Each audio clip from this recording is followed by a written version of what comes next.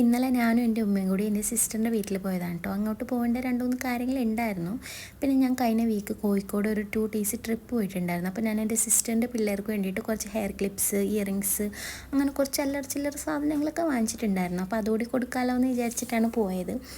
അങ്ങനെ ഞങ്ങൾ നേരെ ഓട്ടോക്ക് ബസ് സ്റ്റോപ്പിലേക്ക് ചെന്ന്. ബസ് കിട്ടാൻ കുറച്ച് പാടായിരുന്നു, കാരണം അങ്ങോട്ടേക്ക് ബസ് കുറവാണ്. കുറേ നേരം വെയിറ്റ് ചെയ്തതിന് ശേഷമാണ് കേട്ടോ ബസ് കിട്ടിയത്. അതും ഡയറക്റ്റ് അങ്ങോട്ടേക്കുള്ള ബസ്സായിരുന്നില്ല കേട്ടോ. പിന്നെ ബസ് സ്റ്റാൻഡിൽ പോയി ഇറങ്ങിയിട്ട് അവിടെ നിന്ന് നടന്നാണ് പോയത്.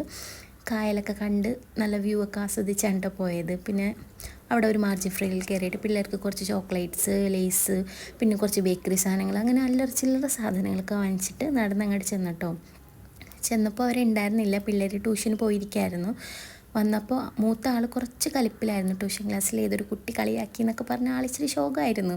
ചെറിയ ആൾ ഭയങ്കര ഹാപ്പിയായിരുന്നു. പിന്നെ അതൊക്കെ കൊടുത്ത് സോപ്പിട്ടു. ഈ ചെറുതിൻ്റെ കൈ കണ്ടോ, ടേബിൾ ഫാൻ്റെ ഇടയിൽ പോയി കൈയിട്ടതാണ് കേട്ടോ. കൈ നല്ല ശോകമായിരുന്നു കേട്ടോ. ഇപ്പോൾ റെഡിയായി സെറ്റായി വരുന്നു. മൂത്ത ആൾ പരിഭവം മാറിയിട്ടുണ്ടായിരുന്നില്ല കേട്ടോ, കലിപ്പിൽ തന്നെയായിരുന്നു. പിന്നെ കുറേ അങ്ങനെ സോപ്പിട്ട് റെഡിയാക്കി എടുത്തു.